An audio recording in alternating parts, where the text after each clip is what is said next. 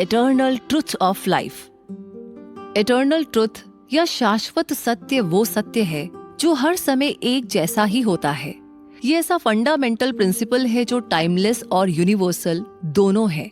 तो ऐसे such time, place और सिचुएशन के हिसाब से नहीं बदलते। अब आप चाहे जवान हो या बूढ़े, पढ़ रहे हो या कामकाजी हो, अभी 10 साल पहले या 1000 साल बाद का समय हो, ये सच हमेशा ऐसा ही रहेगा। क्योंकि लाइफ एक कॉम्प्लेक्स जर्नी है जिसमें हमें कई सारे एक्सपीरियंसेस, इमोशंस और चैलेंजेस फेस करने पड़ते हैं। और ये इटर्नल ट्रुथ आमतौर पर ह्यूमन एक्सपीरियंस, एग्जिस्टेंस और रियलिटी से ही जुड़े होते हैं। तो अगर बात लाइफ से जुड़े ऐसे सच की होती है तो ये काफी पर्सनल कॉन्सेप्ट हो जाता है जो पर्सन टू पर्सन, रिलीजन या अलग अलग बिलीफ सिस्टम्स के बीच वैरी कर सकता है। कुछ के लिए उनके स्पिरिचुअल और रिलीजियस टीचिंग्स में कही गई बातें ही अल्टीमेट ट्रुथ है। वहीं कुछ लोग फिलोसॉफिकल और एग्जिस्टेंस से गेन किए गए पर्सपेक्टिव को सच मानते हैं। पर बात यह है कि रास्ते चाहे कितने भी अलग हो, अल्टीमेटली हर कोई इन्हीं सच और उनके पीछे छिपे मीनिंग की तलाश में भटक रहा है। इटर्नल ट्रुथ और पीस एक ही सिक्के के दो पहलू हैं। तो जिस पल हमने इन सच को समझ लिया और उन्हें एक्सेप्ट कर लिया, हमें इटर्नल पीस मिल जाएगी जो हमें अपने एग्जिस्टेंस से सेटिस्फाइड और खुश रखेगी। डेथ, चेंज और फेलियर ऐसे ही कुछ हार्श ट्रुथ हैं जो कभी भी किसी भी समय हमारे सामने आ सकते हैं और हमें ना चाहते हुए भी उन्हें फेस करना पड़ेगा। तो ऐसे कई अनगिनत सच है जो हमारी लाइफ को और मीनिंगफुल बनाते हैं। हम उन 5 फंडामेंटल इटर्नल ट्रुथ्स के बारे में जानते हैं जो हमेशा से ह्यूमन लाइफ से कनेक्टेड रहे हैं। सबसे पहला इटर्नल ट्रुथ इस थॉट पर बेस्ड है कि जिन चीजों की हमें चाहत है या जिसे हम पाना चाह रहे हैं, वो चीजें बदले में हमें उसी इंटेंसिटी के साथ खोज रही हैं। ये कॉन्सेप्ट हमारी डिजायर्स, इंटेंशंस और यूनिवर्स के रिस्पॉन्स के बीच के डीप कनेक्शन को शो करती है। अगर साइकोलॉजिकल पॉइंट ऑफ व्यू से समझे तो ये लॉ ऑफ अट्रैक्शन का मैनिफेस्टेशन बनकर हमारे सामने आता है। जब हम पैशनेट होकर अपने गोल्स और ड्रीम्स को चेज करते हैं तो हमारी इनर बॉडी से एनर्जी और वाइब्रेशन निकलती है जो यूनिवर्स में प्रेजेंट सिमिलर एनर्जी से टकराती है और अल्टीमेटली उन डिजायर्स को हमारे और भी करीब लेकर आती है। 13th सेंचुरी के पर्शियन पोएट रूमी ने अपनी राइटिंग्स में इस कॉन्सेप्ट को डीपली एक्सप्लोर किया है। सूफीज्म, जो इस्लाम धर्म के उस रहस्यमय डायमेंशन के बारे में बतलाता है जहां गॉड से पर्सनल और इंटीमेट कनेक्शन की बात की गई है, इस पर रूमी की राइटिंग्स का बहुत गहरा इम्पैक्ट है। रूमी ने सीकर उस ह्यूमन सोल को कहा है जो स्पिरिचुअल एनलाइटनमेंट की खोज में है। वहीं डिवाइन अल्टीमेट ट्रुथ या गॉड को रिप्रेजेंट करता है। रूमी का मानना है कि ये डिवाइन पावर हर समय ह्यूमैनिटी से कनेक्ट करने के साइंस भेजती रहती है और उनकी पोइट्री में इसी जर्नी ऑफ लव के बारे में डिस्कस किया गया है, जहां इंसान और भगवान के बीच एक दूसरे की खोज पूरी होने पर एक स्पिरिचुअल यूनियन होता है जिससे उस इंसान की सोल और माइंड दोनों को सेल्फ फुलफिलमेंट और अल्टीमेट पर्पस अचीव होते हैं। वहीं पवित्र हिंदू धर्म ग्रंथ भगवत गीता में धर्म की बात की गई है। भगवान कृष्ण ने योद्धा अर्जुन को धर्मनिष्ठ कर्तव्य के बारे में बतलाते हुए कहा है कि समाज में हमारी भूमिका हमारे स्वभाव के अनुसार पहले से तय की हुई है, तो उन्हीं कर्तव्यों और जिम्मेदारियों को पूरा करना ही असली धर्म है। धर्म एक ऐसा प्रिंसिपल है जो हमारे आचरण के साथ साथ इस पूरे यूनिवर्स के काम करने के तरीके को गाइड करता है। इसमें हर इंसान को अपने टैलेंट्स और पसंद को पहचानने और अपने अंदर की आवाज को समझने की इम्पोर्टेंस पर जोर दिया गया है। इसके अकॉर्डिंग धर्म बाहरी ड्यूटीज को पूरा करना नहीं है, बल्कि ये तो हमारे इनर नेचर और झुकाव से डीपली जुड़ा होता है। इसे पूरा करने से हमारी इनर ग्रोथ होती है, हम खुद के बारे में और अच्छे से जानने लगते हैं और साथ ही साथ हमारा स्पिरिचुअल एवोल्यूशन भी होता है। इस यूनिवर्स में हर किसी का एक यूनिक रोल है जिसे जानने पर हमें हमारे अल्टीमेट पर्पस का पता चलता है और अपने धर्म को फॉलो करना हमें इसी पाथ पर आगे लेकर जाता है। तो आखिर में अगर हम क्लियर हैं कि हमें क्या चाहिए और हम दिन रात डिटर्मिनेशन और पॉजिटिव एनर्जी के साथ उसे पाने की कोशिश में लगे हुए हैं, तो हम उससे जुड़े मौके, रिसोर्सेज और लोगों को अपनी लाइफ में अट्रैक्ट करते हैं और ऐसी सोच रखने से हमारे अंदर ऑप्टिमिस्टिक एटीट्यूड आता है। ये लाइन कि जिसे हम ढूंढ रहे हैं वो हमारे अंदर ही मौजूद है, इस आइडिया पर बेस्ड है कि बाहरी दुनिया हमारे इनर स्टेट का एक रिफ्लेक्शन है और हम दुनिया को किस नजर से देखते हैं ये बात हमारे इंटरनल थॉट्स, इमोशंस और बिलीफ से इन्फ्लुएंस होती है। हमारी जिंदगी के कई सवालों, उलझनों और डिजायर्स का आंसर हमें खुद के अंदर ही मिल सकता है। और देखा जाए तो जो खुशी, प्यार, शांति और पर्पस हम बाहर तलाशते हैं वो पहले से हमारे अंदर मौजूद है। तो ऐसी थिंकिंग लोगों को एक्सटर्नल सोर्सेस पर डिपेंडेंट रहने के बजाय खुद के अंदर सेटिस्फैक्शन और फुलफिलमेंट खोजने के लिए मोटिवेट करती है। बाइबल की Luke 17:21 verse the kingdom of God is within you में जीसस क्राइस्ट ने इसी बात पर जोर दिया है। उनके मुताबिक गॉड को ढूंढने के लिए किसी बाहरी दुनिया या फिजिकल लोकेशन का सहारा लेने के बजाय हमें अपने अंदर बसी स्पिरिचुअल रियलिटी को एक्टिवेट करने की जरूरत है। अगर हम गॉड की प्रेजेंस को महसूस करना और खुद को उनकी किंगडम में ले जाना चाहते हैं तो हमें अपने दिल और आत्मा दोनों में झांक कर देखना होगा।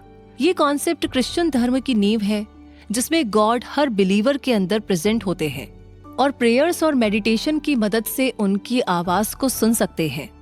तो इसी से जुड़ा एक और कॉन्सेप्ट उपनिषद में भी है जिसे हिंदू धर्म के सबसे पुराने ग्रंथ वेदास का पार्ट माना जाता है।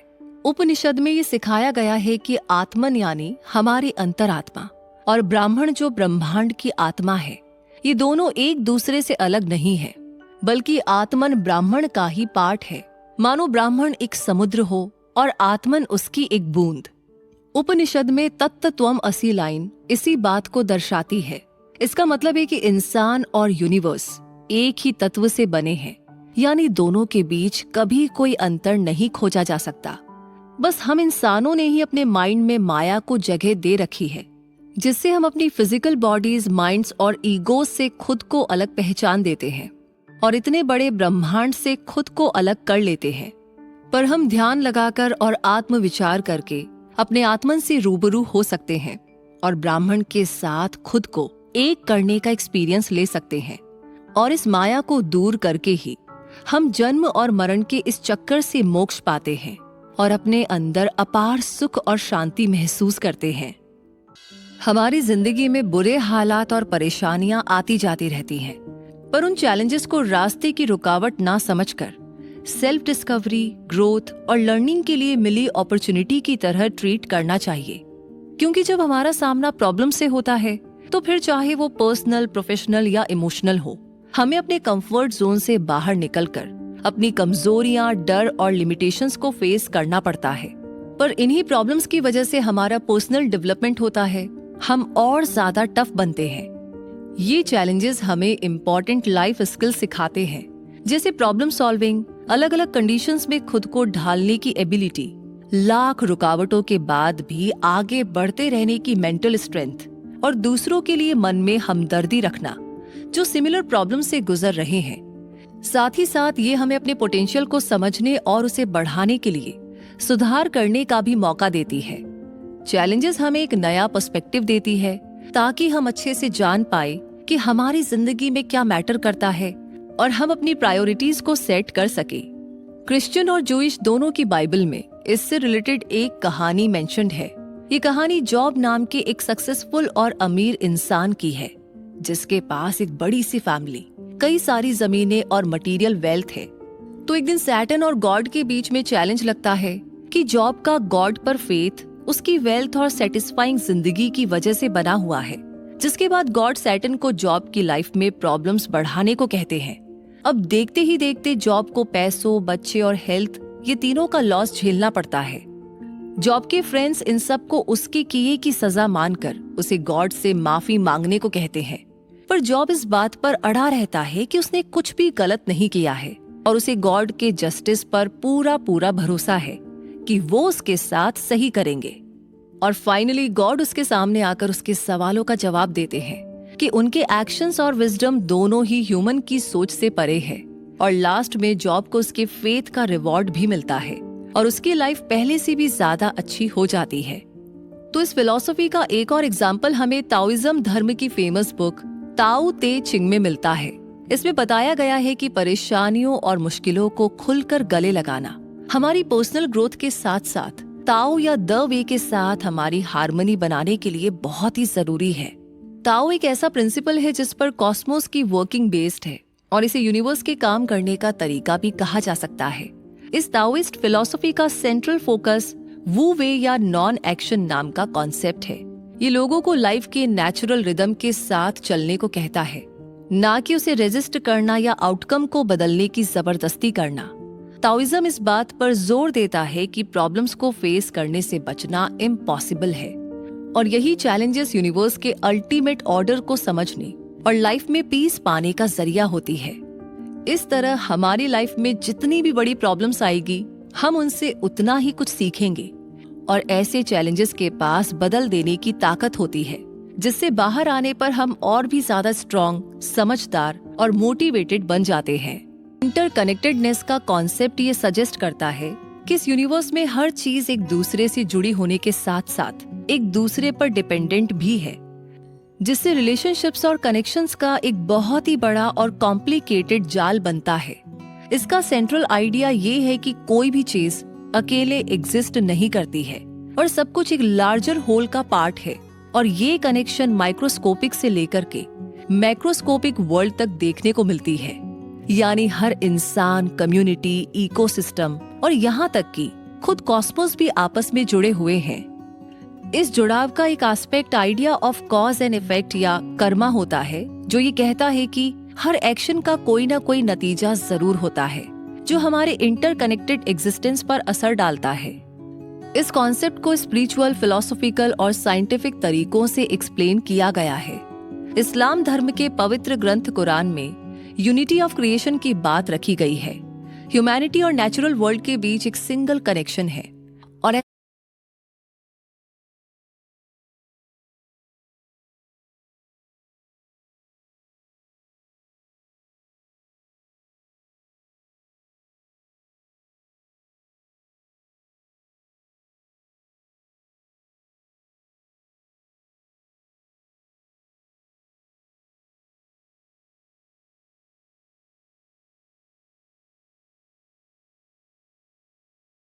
ऐसा माना गया है कि इस यूनिवर्स में एक छोटे एटम से लेकर के इतने बड़े कॉस्मोस तक को अल्लाह यानी कि वन गॉड ने बनाया है और ये सब उनकी मर्जी से ही चल रहा है, चाहे कोई किसी भी जाति, धर्म या देश का हो।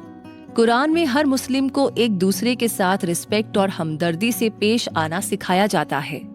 कुरान में ह्यूमंस और एनवायरनमेंट के बीच का रिलेशनशिप भी हाईलाइट किया गया है, जिसमें हर इंसान को इस धरती पर हार्मनी और बैलेंस बनाए रखने की जिम्मेदारी मिली है। इस्लाम के ये प्रिंसिपल्स यूनिवर्स और ह्यूमैनिटी के बीच का डीप कनेक्शन समझने में मदद करते हैं और लोगों को उनके पहले से डिसाइड किए गए रोल से फेमिलियर करवाते हैं। ठीक इसी तरह बुद्धिस्ट फिलॉसफी में भी चीजों के इंटरकनेक्टेड नेचर पर फोकस किया गया है। हर इवेंट या घटना आपस में जुड़ी होती है और ये हमारी एग्जिस्टेंस के लिए जरूरी सभी एलिमेंट्स के बीच कभी भी ना टूटने वाले जुड़ाव को हाईलाइट करती है। खालीपन या जिसे संस्कृत में शून्यता कहते हैं, ये बुद्धिज्म में एक फंडामेंटल कॉन्सेप्ट है। शून्यता का मतलब किसी भी चीज का ना होना नहीं, बल्कि उस चीज के सेपरेट और इंडिपेंडेंट एग्जिस्टेंस की कमी की ओर इशारा करती है। कहा जाता है कि रूप शून्यता है और शून्यता ही रूप है। रूप यानी जो हमारी एग्जिस्टेंस का फिजिकल एस्पेक्ट है, वो शून्यता से जुड़ा हुआ है और दोनों को अलग नहीं किया जा सकता। प्रेजेंट मोमेंट में जीना यानी वर्तमान पल में जीना हमारी लाइफ को शेप देने में और हमारी वेलबींग के लिए बहुत ही जरूरी होता है।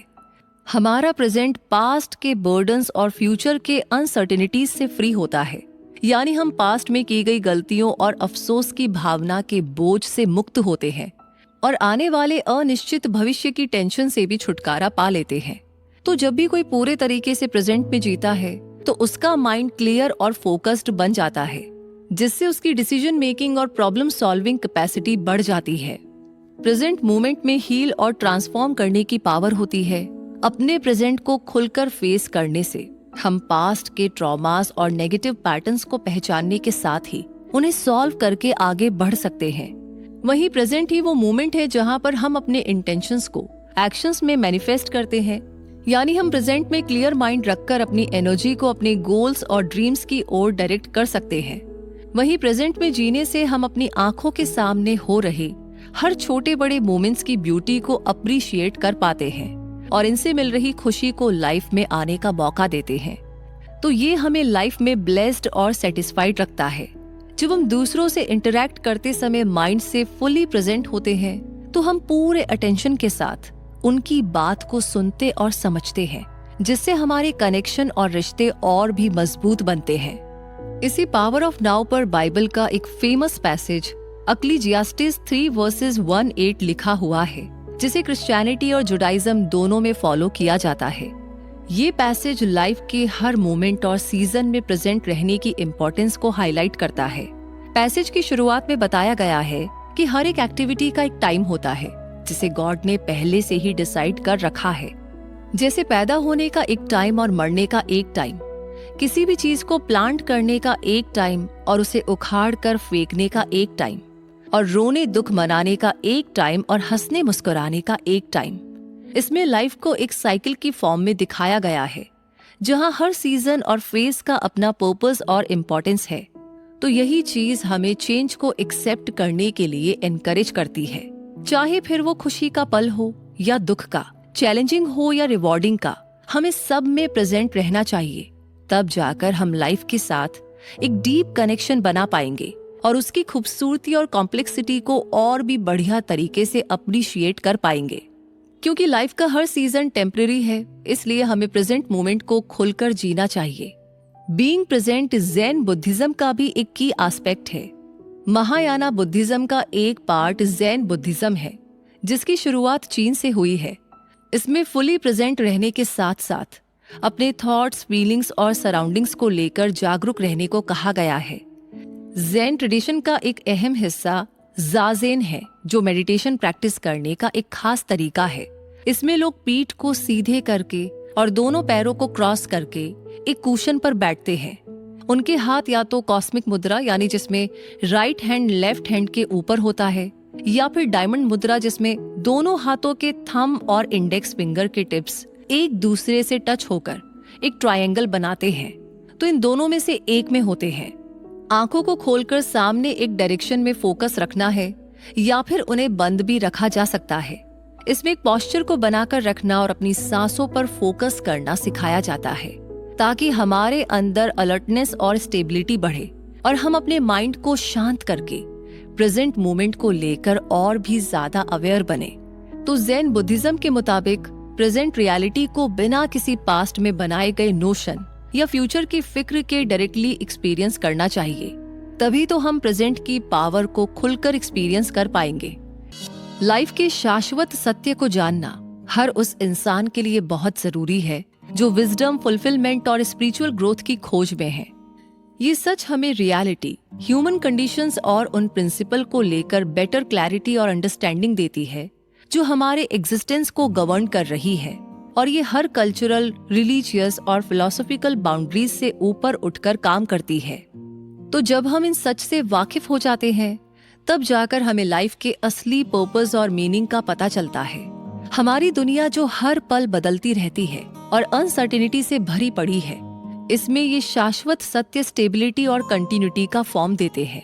ह्यूमन इन सच को एक्सप्लोर करके अपनी नॉलेज की प्यास बुझाते हैं और अपने अगल बगल की दुनिया और खुद के बारे में और भी अच्छे से जान पाते हैं। हमने जाना कि इस यूनिवर्स में हर चीजें पैटर्न में बंधी हुई है और हमारे हर एक्शन का रिएक्शन दूर दूर तक देखने को मिलता है।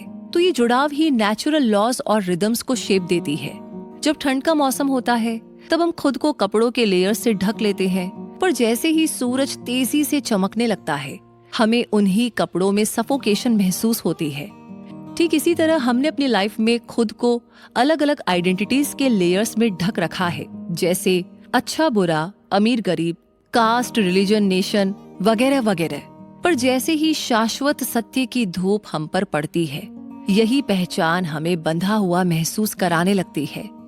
तो इनके बारे में जानकर हमारे मन में बनी सारी बाउंड्रीज और लिमिटेशन खत्म हो जाती है, और उसके बाद जो खुशी हमें मिलेगी उसकी वजह कुछ पाना नहीं, बल्कि खुद को इस यूनिवर्स के डिवाइन ऑर्डर को सौंपना होगा, और आखिर में हम अपनी सोच और बिलीफ पैटर्न से अपने अंदर और अपने आसपास वाइब्रेशंस के इलेक्ट्रोमैग्नेटिक फील्ड्स बनाते हैं और यूनिवर्स उसी के हिसाब से हमें चीजों से मिलवाता रहता है। इसलिए डेस्टिनी से भागने के बजाय हमें उसे खुले मन से एक्सेप्ट करना चाहिए।